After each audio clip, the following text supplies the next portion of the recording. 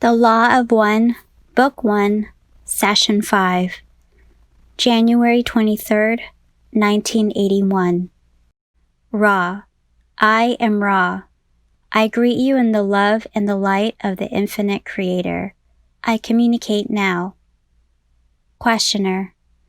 The last time that we communicated, we were speaking of the learning of healing. It is my impression from what you gave to us in the earlier session that it is necessary to first purify the self by certain disciplines and exercises.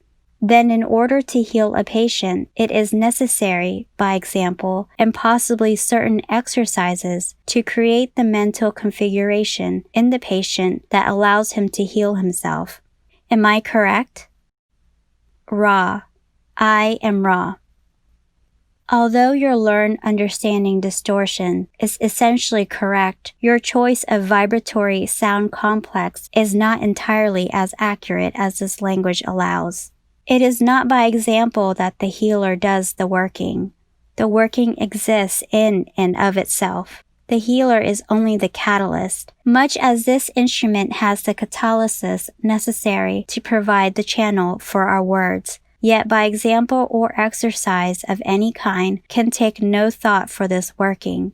The healing working is congruent in that it is a form of channeling some distortion of the intelligent infinity. Questioner.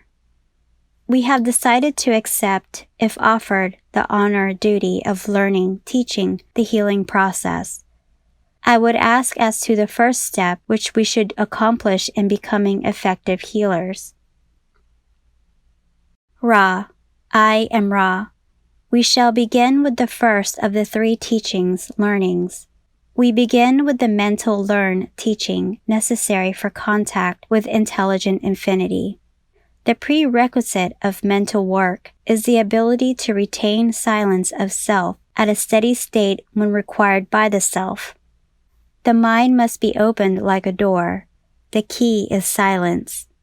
Within the door lies an hierarchical construction you may liken unto geography and, in some ways, geometry, for the hierarchy is quite regular, bearing inner relationships. To begin to master the concept of mental disciplines, it is necessary to examine the self. The polarity of your dimension must be internalized. Where you find patience within your mind, you must consciously find the corresponding impatience and vice versa. Each thought a being has in its turn an antithesis. The disciplines of the mind involve, first of all, identifying both those things of which you approve and those things of which you disapprove within yourself, and then balancing each and every positive and negative charge with its equal. The mind contains all things. Therefore, you must discover this completeness within yourself. The second mental discipline is acceptance of the completeness within your consciousness. It is not for a being of polarity in the physical consciousness to pick and choose among attributes, thus building the roles that cause blockages and confusions in the already distorted mind complex. Each acceptance smooths part of the many distortions that the faculty you call judgment engenders.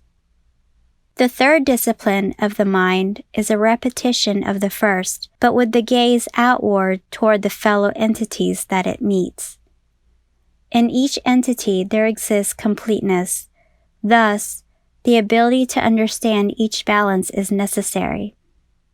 When you view patience, you are responsible for mirroring in your mental understandings patience, impatience.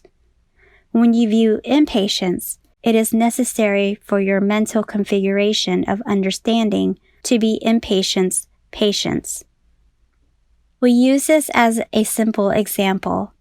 Most configurations of mind have many facets, an understanding of either self-polarities or what you would call other self-polarities can and must be understood as subtle work.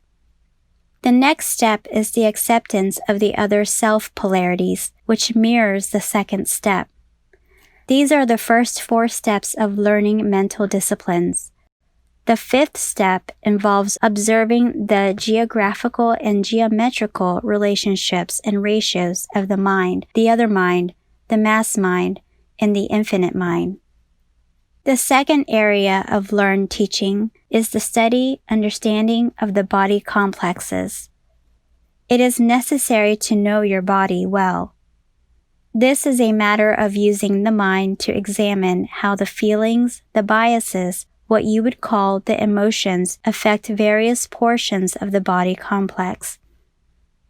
It shall be necessary to both understand the bodily polarity and to accept them, repeating in a chemical, physical manifestation the work you have done upon the mind, bethinking the consciousness.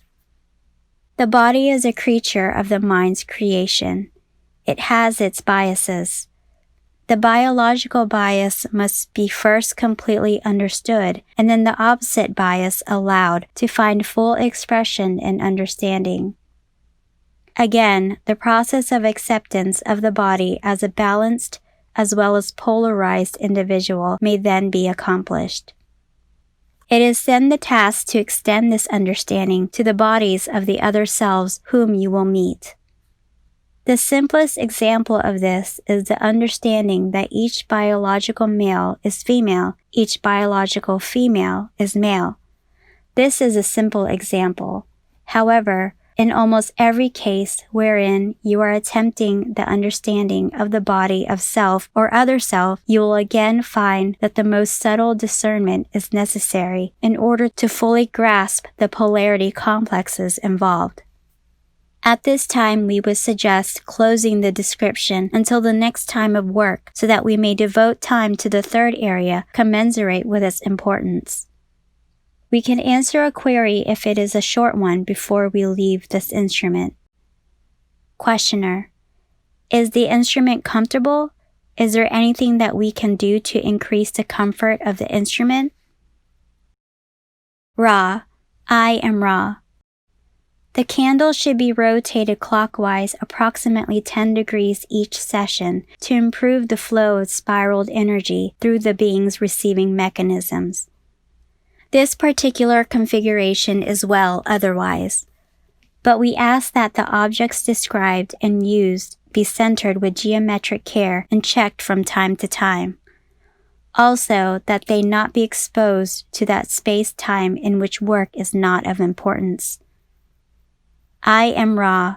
I leave this instrument in the love and in the light of the one infinite Creator. Go forth rejoicing in the power and the peace of the one Creator. Adonai.